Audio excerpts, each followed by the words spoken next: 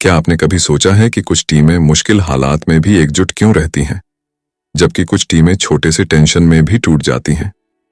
क्यों कुछ कंपनियों में काम करने वाले लोग अपने बॉस को देखकर प्रेरित होते हैं, जबकि कुछ ऑफिस में लोग अपने लीडर का नाम सुनते ही डर जाते हैं? और सबसे जरूरी सवाल, क्या एक अच्छा लीडर सिर्फ ऑर्डर देने वाला होता है, या ऐसा इंसान जो सबसे आखिर में खाना खाता है लेकिन सबसे पहले टीम की सुरक्षा और सम्मान को प्राथमिकता देता है? साइमन सिनेक की मशहूर किताब लीडर्स ईट लास्ट इन्हीं सवालों से जूझती है और हमें दिखाती है कि असली लीडरशिप का मतलब क्या होता है। ये किताब सिर्फ लीडर बनने के गुर नहीं सिखाती, बल्कि ये समझाती है कि एक इंसान जब खुद से पहले अपनी टीम के बारे में सोचता है, तभी वो सच्चा लीडर बनता है। किताब का टाइटल लीडर्स ईट लास्ट यूएस मरीन कोर्प्स की एक ट्रेडिशन से लिया गया है, जहां सीनियर ऑफिसर्स सबसे आखिर में खाते हैं ताकि उनकी टीम पहले खा सके। यही सच्चे लीडरशिप की असली पहचान है। इस किताब में साइमन सिनेक एक बेहद दिलचस्प नजरिया लेकर आते हैं। वो कहते हैं कि इंसान की बॉडी में कुछ प्राकृतिक हार्मोन होते हैं, एंडोर्फिन्स, डोपामीन, सेरोटोनिन और ऑक्सीटोसिन, जो हमारे व्यवहार, फैसलों और रिश्तों को प्रभावित करते हैं। जब एक लीडर इन चारों हार्मोन्स के प्रभाव को समझते हुए अपनी टीम के साथ रिश्ते बनाता है, तब एक मजबूत और भरोसेमंद माहौल तैयार होता है। लेकिन अगर डर, असुरक्षा और स्ट्रेस का माहौल हो, जहां सिर्फ कॉर्टिजोल यानी स्ट्रेस हार्मोन हावी हो, तो न टीम टिकती है और न ही लीडर। साइमन इस किताब में कई सच्ची कहानियां, मिलिट्री से लेकर कॉरपोरेट दुनिया तक के उदाहरण और साइंस के गहरे सिद्धांतों के जरिए ये बताते हैं कि एक अच्छा लीडर कैसे बनता है। वो कहते हैं कि असली लीडरशिप पावर से नहीं आती, बल्कि सेवा, सर्विस से आती है। जब एक लीडर अपने लोगों के लिए सुरक्षा का एक सर्कल तैयार करता है, जब वो सिर्फ प्रॉफिट की नहीं बल्कि लोगों की परवाह करता है, तभी एक टीम, एक परिवार बनती है। अब सवाल ये भी है कि क्या ये बातें सिर्फ बड़ी बड़ी कंपनियों के लिए हैं, या एक छोटा बिजनेस, एक स्कूल टीचर, एक फैमिली का मुखिया या एक दोस्त भी लीडर बन सकता है? जवाब है हाँ। ये किताब सिर्फ सीईओज के लिए नहीं, बल्कि हर उस इंसान के लिए है जो किसी न किसी को गाइड करता है, मोटिवेट करता है और उनके भरोसे का केंद्र बनता है। अब बात करते हैं आपके अपने चैनल की। हिंदी ऑडियो बुक चैनल पर आपका स्वागत है। ये सिर्फ एक यूट्यूब चैनल नहीं, बल्कि एक सोच है जो दुनिया की सबसे असरदार किताबों को आपकी भाषा, आपकी समझ और आपके दिल से जोड़ने का काम करती है। हमारा मकसद सिर्फ ऑडियो बुक सुनाना नहीं, बल्कि आपकी सोच और इमोशंस से जुड़ना है। इस सीरीज में हम लीडर्स ईट लास्ट किताब को 10 विस्तारपूर्ण चैप्टर्स में लेकर आए हैं। हर चैप्टर आपको एक नई दिशा देगा, कभी युद्ध भूमि की कहानी से, कभी एक कंपनी के अंदर चल रही साइलेंट लड़ाई से, और कभी एक छोटे से काफिले के लीडर की सादगी से। अगर आप एक लीडर बनना चाहते हैं, चाहे अपने करियर में, अपने बिजनेस में या अपने परिवार में, तो ये सीरीज सिर्फ आपके लिए है।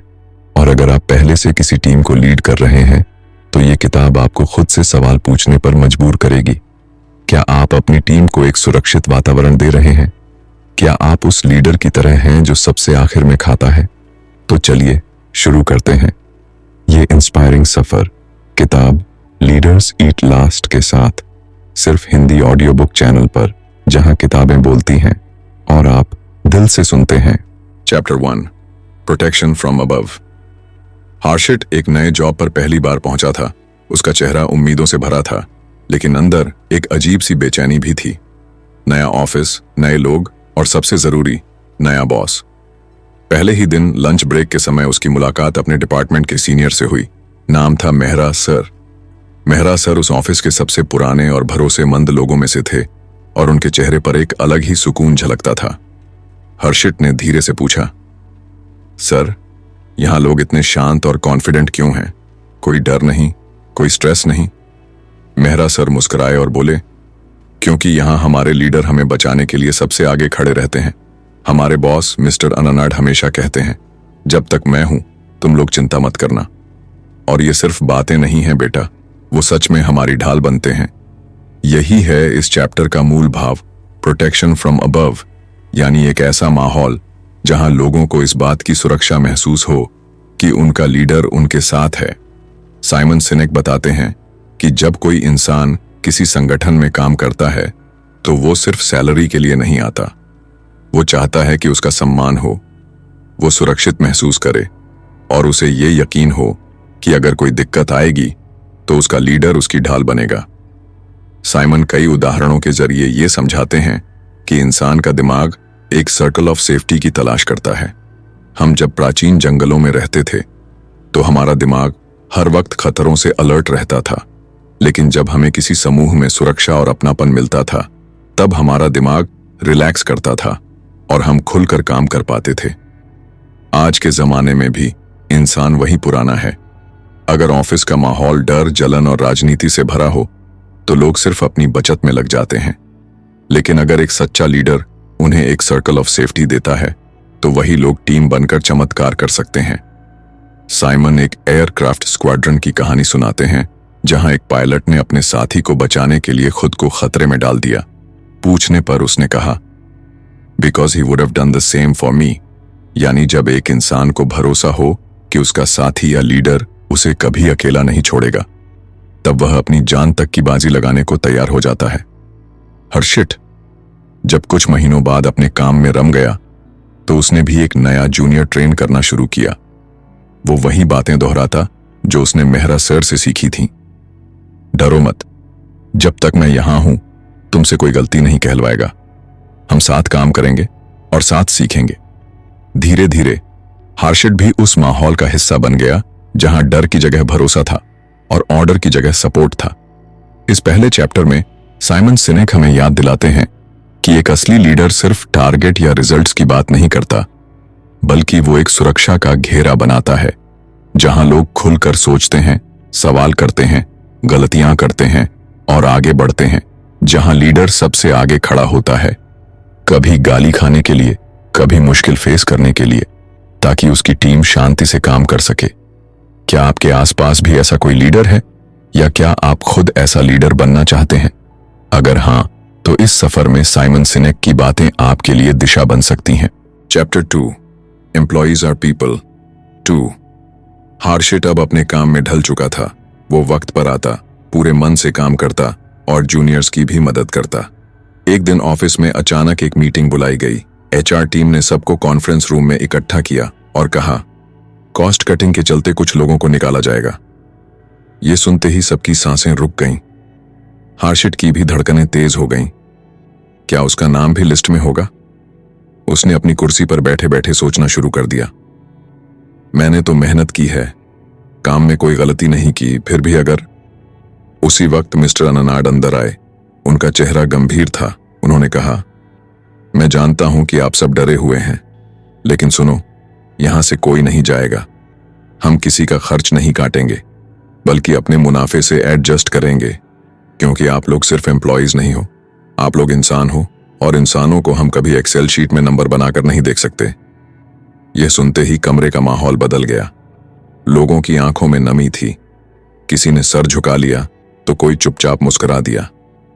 साइमन सिनेक इस चैप्टर में इसी भावना की बात करते हैं कि एक इंसान जब काम करता है तो वो सिर्फ एक पोजीशन या डिजिग्नेशन नहीं होता, वो अपनी पूरी इमोशन, रिस्पॉन्सिबिलिटी और इंसानियत लेकर आता है।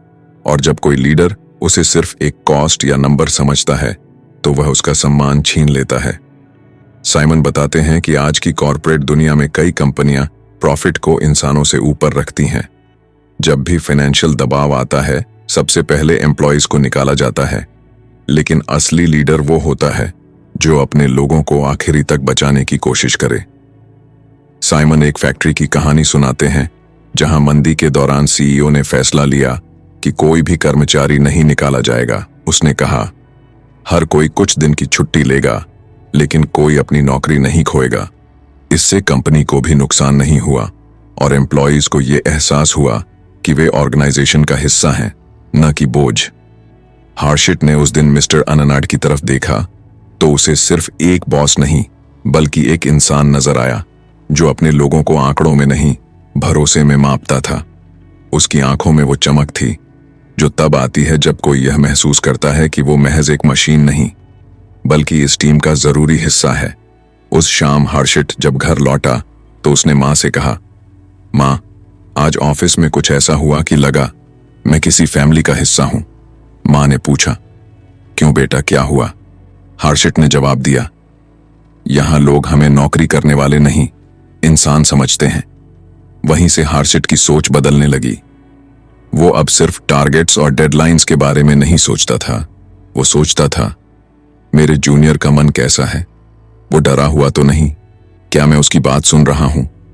क्योंकि अब हर्षित जान गया था कि जो लोग सिर्फ काम करवाते हैं वो मैनेजर होते हैं, लेकिन जो लोगों को इंसान समझकर आगे बढ़ाते हैं वो लीडर होते हैं। इस चैप्टर का संदेश साफ है, जब हम लोगों को सिर्फ वर्कर या स्टाफ समझते हैं तो हम उनकी ह्यूमन वैल्यू को अनदेखा करते हैं, लेकिन जब हम उन्हें एक इंसान की तरह सम्मान देते हैं तो वे अपने दिल से ऑर्गेनाइजेशन के लिए काम करते हैं। साइमन बार बार ये बात दोहराते हैं कि जब लोग सुरक्षित महसूस करते हैं, जब उन्हें भरोसा होता है कि वे सुने जा रहे हैं, तब वे अपने सबसे अच्छे रूप में काम करते हैं। और यही एक लीडर की असली पहचान है कि वह अपने लोगों को सिर्फ कर्मचारी नहीं बल्कि एक इंसान माने। हर्षित अब अपने जूनियर को सिर्फ काम नहीं सिखा रहा था, बल्कि उसकी चिंताओं को भी सुन रहा था, उसे हौसला दे रहा था। वो अब समझ गया था कि असली लीडरशिप तभी शुरू होती है जब हम एम्पैथी के साथ आगे बढ़ते हैं।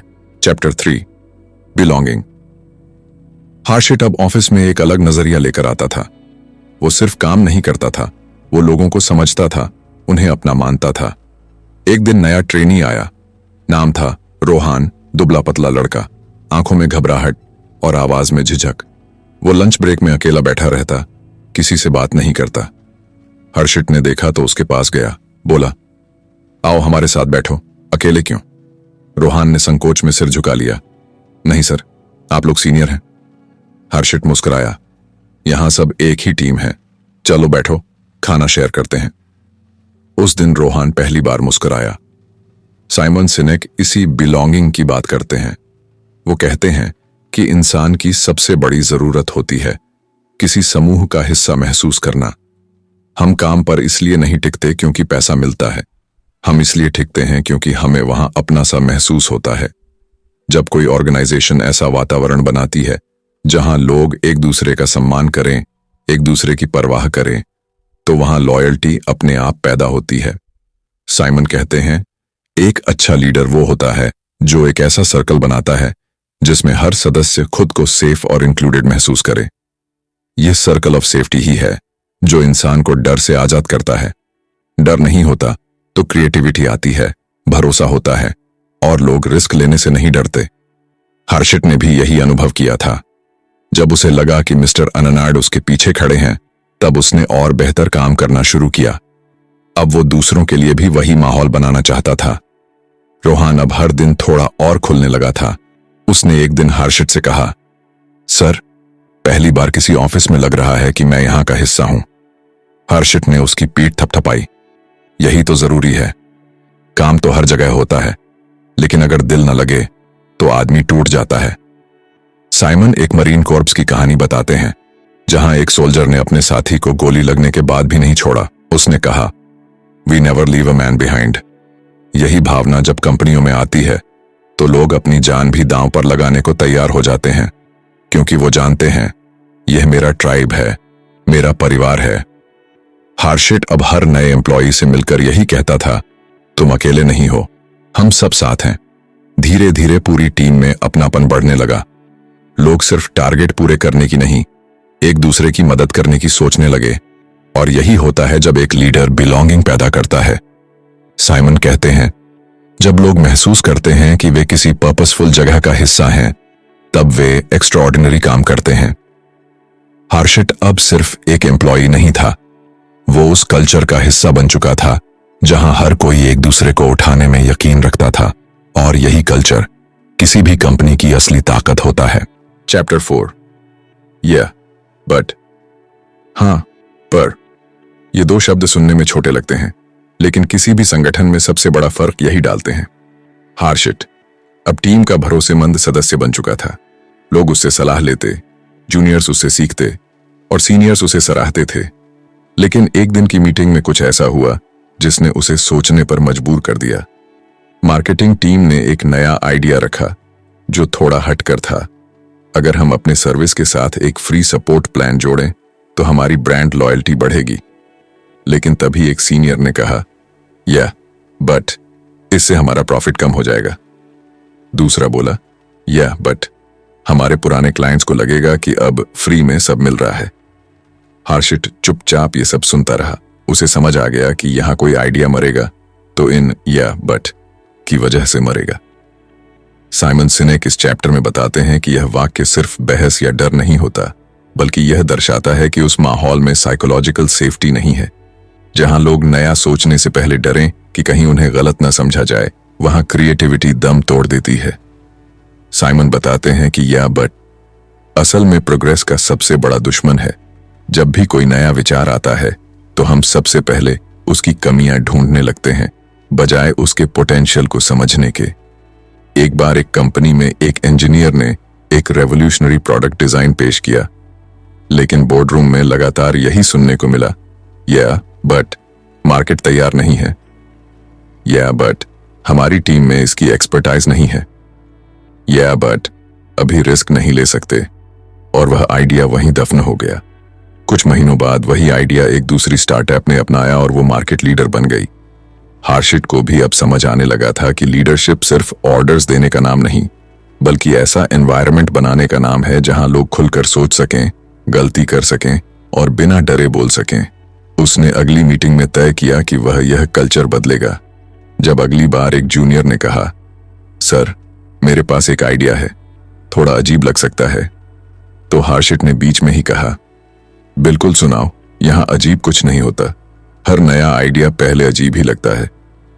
वो जूनियर थोड़ा हंसा, फिर पूरे आत्मविश्वास से बोला, अगर हम हमारे ऐप में एक चैट बेस्ड असिस्टेंट जोड़ें तो यूजर एक्सपीरियंस बहुत बेहतर हो सकता है। पहले तो कुछ लोगों के मन में वही बट आया, लेकिन हर्षित ने उन्हें रोका। पहले सुनते हैं, फिर समझते हैं, फिर बोलते हैं। साइमन कहते हैं, असली लीडर वो होता है जो किसी की आवाज को दबाता नहीं, बल्कि उसे एम्पलीफाई करता है। हर्षित ने भी यही किया। अब उसकी मीटिंग्स में बटन की जगह यस एंड सुनाई देने लगा। यस एंड हम इसे और बेहतर कैसे बना सकते हैं, यस एंड हम इसमें सपोर्ट कैसे जोड़ सकते हैं। और यही फर्क था, जहां पहले रुकावट होती थी वहां अब रचनात्मकता थी। साइमन बताते हैं कि जब लोग सवाल पूछने और नए विचार रखने में सुरक्षित महसूस करते हैं तो पूरी टीम सुपरचार्ज्ड हो जाती है। हर्षित ने महसूस किया कि वो अब सिर्फ एक टीम लीड नहीं, बल्कि एक गेटकीपर है जो यह तय करता है कि नया विचार अंदर आएगा या बट से टकराकर बाहर गिर जाएगा। उसने अब अपनी टीम में एक कल्चर बना दिया था जहां हर नया विचार स्वागत के लायक होता है, हर व्यक्ति की बात सुनी जाती है और हाँ पर्म की जगह चलो देखते हैं कहा जाता है। साइमन इसी को असली लीडरशिप कहते हैं, जहां लीडर लोगों के कॉन्फिडेंस की रक्षा करता है और उन्हें उड़ने की आजादी देता है। Chapter 5, earning deserved trust. Mister अननाड ने एक बार एक खास ऑफर के लिए अपनी पूरी टीम को इकट्ठा किया। वह ऑफर था एक बड़ी इंटरनेशनल कंपनी के साथ पार्टनरशिप का, जो उनकी कंपनी को नए लेवल पर ले जा सकता था। लेकिन उस कंपनी ने एक शर्त रखी थी, हम सिर्फ तभी डील करेंगे जब आपकी टीम पर हमें पूरा भरोसा हो। यह सुनते ही पूरी टीम थोड़ी घबरा गई। क्या वे उस भरोसे के लायक हैं? मिस्टर अनानड ने सबको शांत किया और कहा, ट्रस्ट किसी पावर पॉइंट से नहीं आता, यह अर्न्ड होता है डेली एक्शन से। उन्होंने अपनी टीम को एक हफ्ते का वक्त दिया। हर मेंबर को खुद को एक दूसरे के सामने साबित करना था, लेकिन किसी को रिजल्ट नहीं दिखाना था, सिर्फ प्रोसेस शेयर करनी थी। पहले दिन कुछ लोगों ने हेजिटेशन के साथ शुरुआत की, लेकिन जैसे जैसे दिन बीतते गए लोगों ने देखा कि उनके साथी कितनी डेडिकेशन से काम कर रहे हैं। एक टीम मेंबर ने बताया कि कैसे वह रोज 30 मिनट एक्स्ट्रा देकर क्लाइंट को कॉल करता है ताकि उनके डाउट्स क्लियर हो सकें। दूसरे ने बताया कि उसने अपने बोनस के पैसे से जूनियर टीम के लिए लर्निंग बुक्स खरीदी। 3 दिन बाद एक बदलाव साफ दिखने लगा। टीम के बीच बातचीत बढ़ने लगी, लोग एक दूसरे की मदद करने लगे और मैं की जगह हम आने लगा। 7वें दिन मिस्टर अननाड ने फिर सबको बुलाया और कहा, अब बताइए, क्या आप एक दूसरे पर भरोसा करते हैं? एक लंबी खामोशी के बाद सबने एक साथ कहा, यस। फिर उन्होंने कहा, बस यही चाहिए था। जब हम खुद एक दूसरे पर विश्वास करते हैं तो दुनिया भी हम पर विश्वास करती है। बाद में इंटरनेशनल कंपनी के साथ डील भी फाइनल हो गई, लेकिन उससे भी बड़ी जीत थी उस टीम के बीच जो डिजर्व्ड ट्रस्ट उन्होंने कमाया। साइमन सिनेक की फिलॉसफी यही कहती है, ट्रस्ट खरीदा नहीं जाता, वो कमाया जाता है, और वह भी कंसिस्टेंसी, ईमानदारी और ट्रांसपेरेंसी से। जब कोई टीम ट्रस्ट के लिए रेडी होती है तब लीडरशिप केवल पोजीशन नहीं बल्कि रिस्पॉन्सिबिलिटी बन जाती है। मिस्टर अननाड ने साबित किया कि एक सच्चा लीडर ट्रस्ट के लिए डिमांड नहीं करता, वह उसे डिजर्व करता है। Chapter 6, cortisol, dopamine and the golden circle. Harshit की टीम अब पूरी तरह से एकजुट हो चुकी थी, लेकिन साइमन सिनेक कहते हैं कि सिर्फ एनवायरनमेंट से फर्क नहीं पड़ता। हमारे दिमाग में जो केमिकल्स चलते हैं वो हमारी लीडरशिप, मोटिवेशन और बिहेवियर को गहराई से प्रभावित करते हैं। हार्शिट एक दिन ऑफिस से बाहर वॉक कर रहा था जब उसे लगा कि उसे एक प्रेजेंटेशन के लिए कुछ नया चाहिए, कुछ ऐसा जो सिर्फ लॉजिक नहीं बल्कि फीलिंग को भी जोड़े। उसे याद आया साइमन का golden circle. Why, how, what ज्यादातर कंपनियां बताती हैं हम क्या करते हैं, व्हाट कुछ बताती हैं कैसे करते हैं, हाउ लेकिन बहुत कम बताती हैं हम ऐसा क्यों करते हैं, वाई। और यहीं से शुरू होती है इंसानी कनेक्शन। लेकिन साइमन यहीं नहीं रुकते। वो बताते हैं कि हमारे शरीर के अंदर भी एक बायोलॉजिकल सिस्टम चलता है जिसमें 4 मुख्य केमिकल्स हैं, एंडोर्फिन्स, डोपामाइन, सेरोटोनिन और ऑक्सीटोसिन। ये हमें मोटिवेट करते हैं, रिवॉर्ड देते हैं और कनेक्ट करते हैं। लेकिन एक 5वां भी है, कॉर्टिसोल। ये स्ट्रेस का केमिकल है। हार्शिट ने नोट किया कि उसकी टीम में जब भी किसी को डांटा जाता है या रिजल्ट को लेकर डराया जाता है तो वह इंसान डिफेंसिव हो जाता है। क्यों? क्योंकि उस समय कॉर्टिसोल एक्टिव होता है जो हमें थ्रेट के लिए प्रिपेयर करता है। लेकिन जब कोई काम के लिए अप्रिशिएट किया जाता है, जब टीम साथ खाना खाती है या जब कोई लीडर भरोसा दिखाता है तो ऑक्सीटोसिन रिलीज होता है। यही हमें ह्यूमन कनेक्शन की फीलिंग देता है।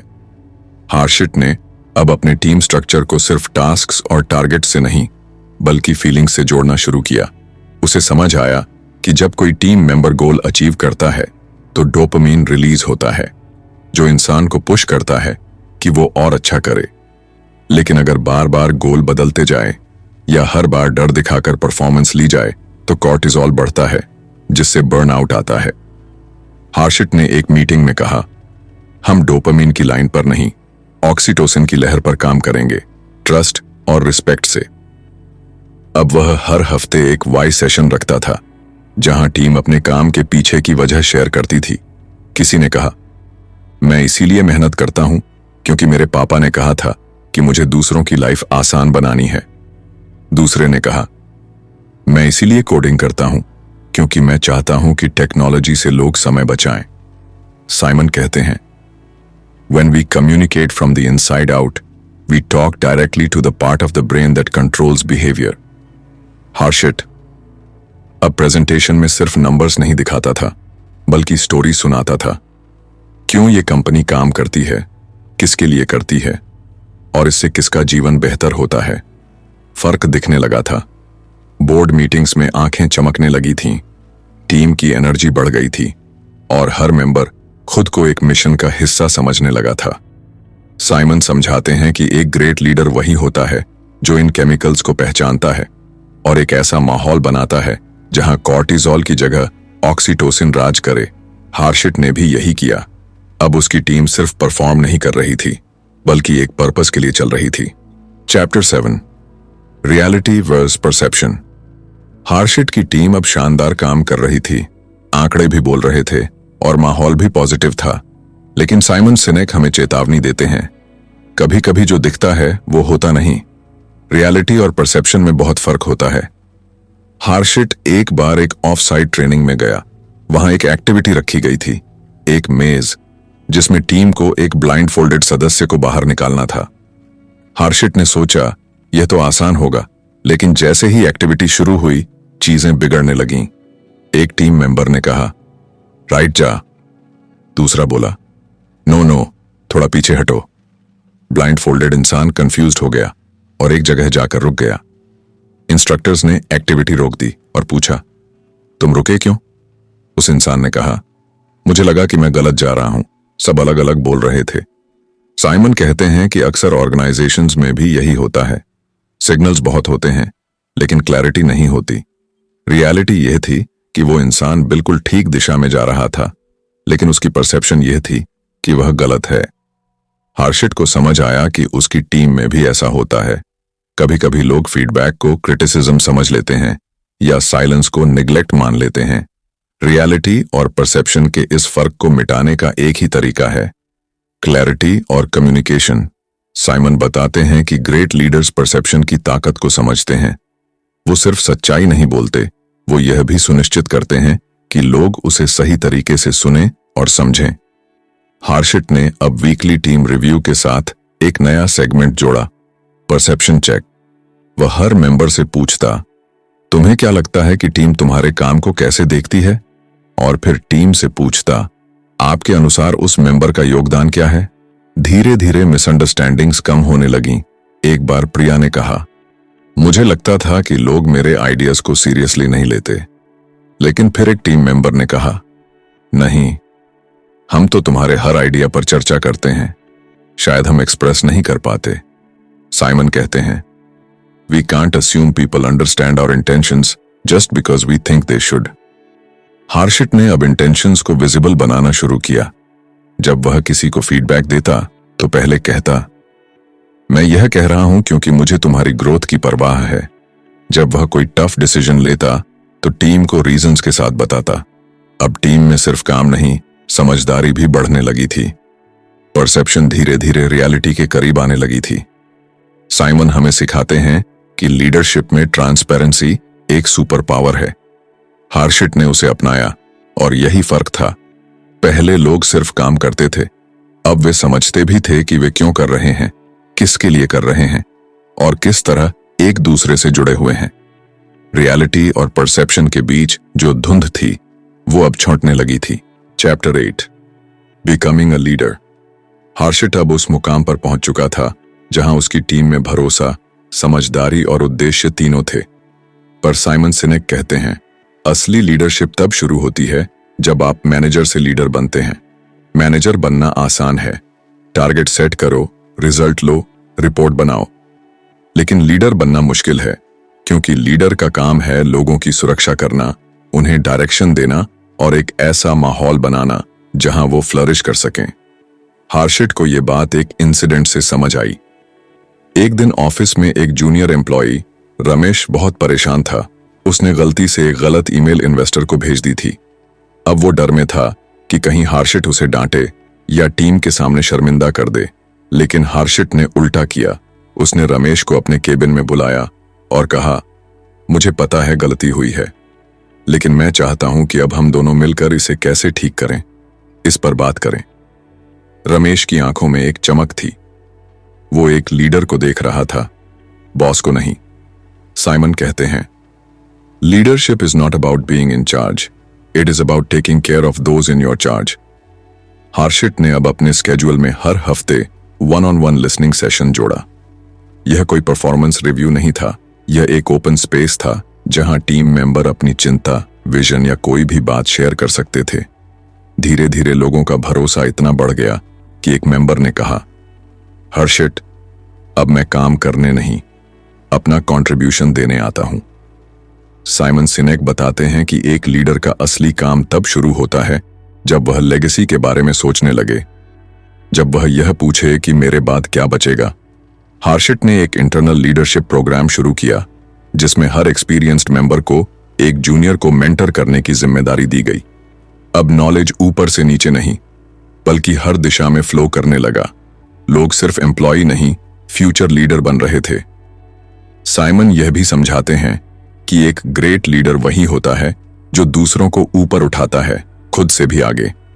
हार्शिट ने एक बार टीम मीटिंग में कहा, अगर तुम्हारा विजन मुझसे बड़ा है तो मैं गर्व महसूस करूंगा, क्योंकि लीडरशिप का यही मतलब है। इस चैप्टर में साइमन हमें यह भी दिखाते हैं कि लीडरशिप कोई टाइटल नहीं, बल्कि एक रिस्पॉन्सिबिलिटी है। हार्शिट अब सिर्फ एक प्रोजेक्ट मैनेजर नहीं था, वह एक कल्चर क्रिएटर बन चुका था। उसके अंदर एम्पैथी थी, विजन था और सबसे बड़ी बात करेज था।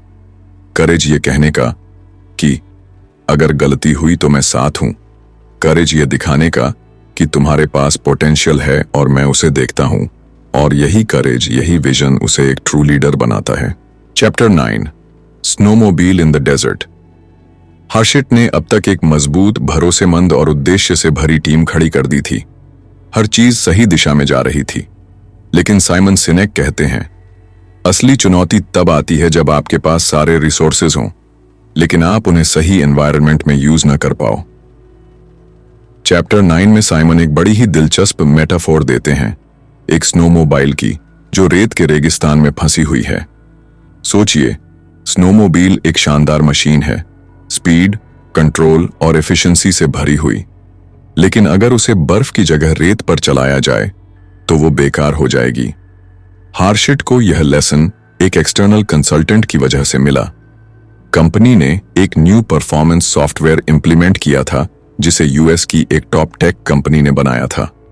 यह सिस्टम हाईली एनालिटिकल था। उसमें डैशबोर्ड्स, केपीआईज और एआई बेस्ड सजेशंस थे। मैनेजमेंट ने कहा, यह हमें 20% फास्ट बनाएगा। लेकिन हुआ उल्टा।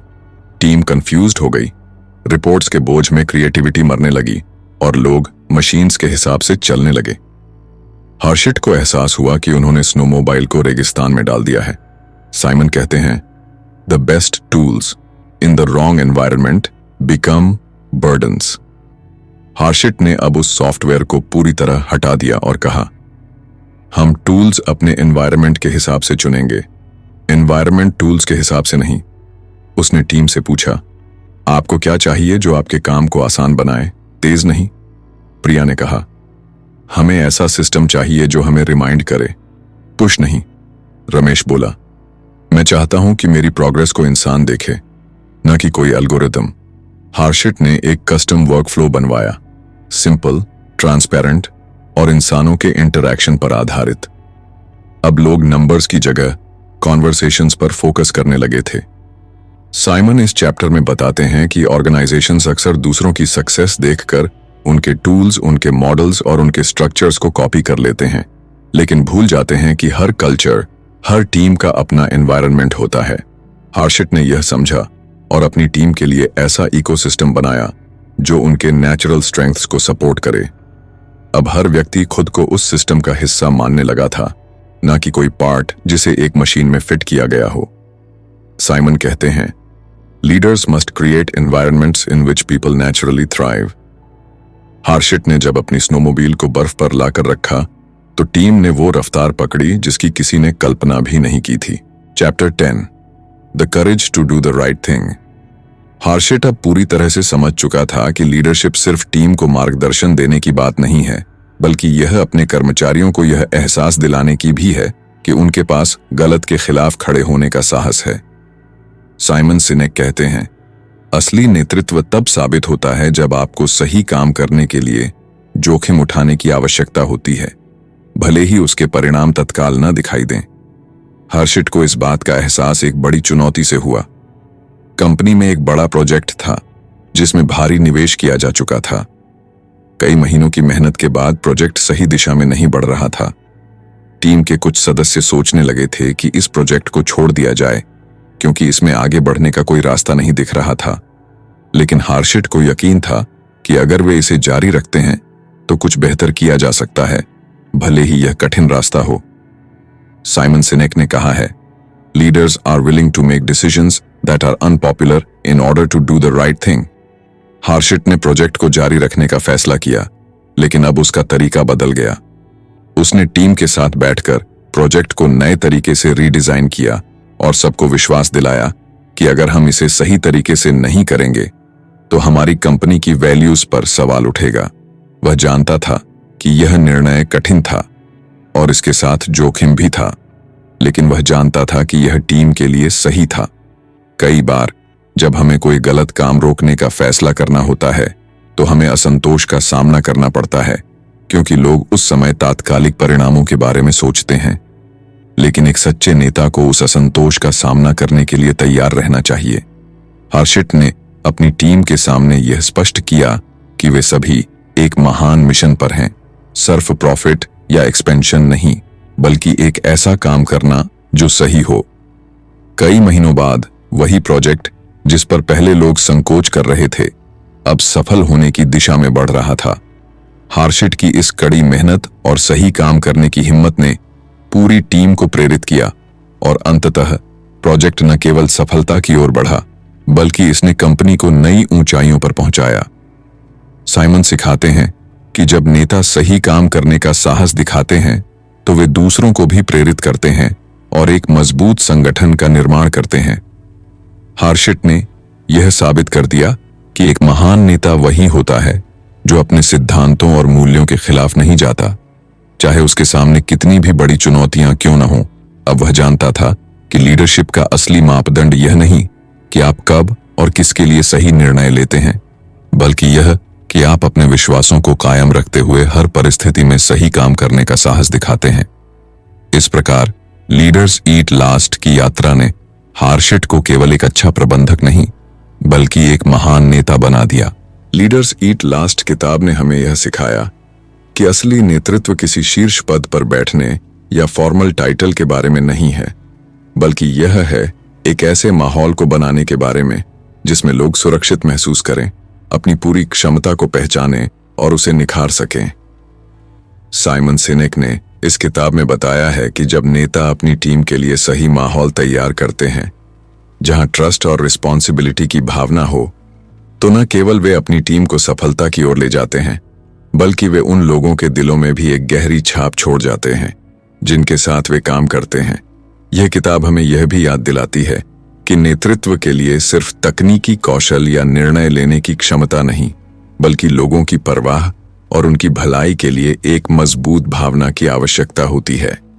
जब हम दूसरों की भलाई के लिए काम करते हैं और अपने सिद्धांतों पर खड़े रहते हैं, तभी हम एक सशक्त और प्रेरित टीम बना सकते हैं।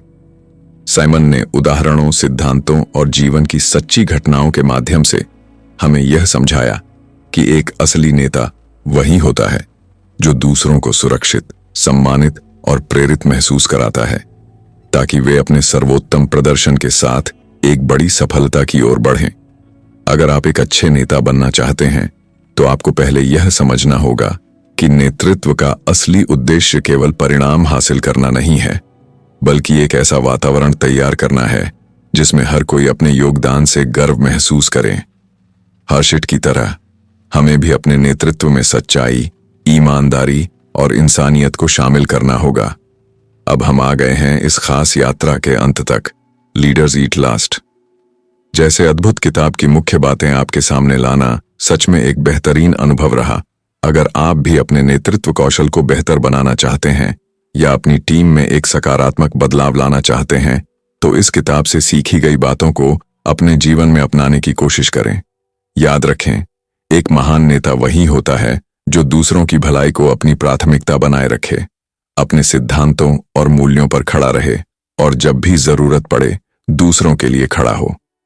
साइमन सिनेक ने हमें यह भी बताया कि असली नेतृत्व तब दिखता है जब आप अपने विश्वासों पर अडिग रहते हुए अपनी टीम को आगे बढ़ने का साहस और मार्गदर्शन देते हैं।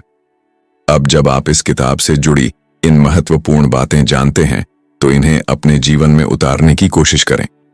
आपकी यात्रा यहीं खत्म नहीं होती, ये बस एक शुरुआत है, एक नई दिशा, जहां आपका नेतृत्व और सफलता आपके दृष्टिकोण पर निर्भर करेगी। धन्यवाद हमारे साथ इस यात्रा पर चलने के लिए। आशा है कि इस किताब के द्वारा आपने बहुत कुछ सीखा होगा। अब आप आगे बढ़ सकते हैं, अपने जीवन और कार्य में लीडर्स ईट लास्ट की शिक्षाओं को लागू करके और एक महान नेता बन सकते हैं। हमेशा की तरह, अगर आपको हमारी हिंदी ऑडियो बुक श्रृंखला पसंद आई हो, तो हमारे चैनल को सब्सक्राइब करना न भूलें।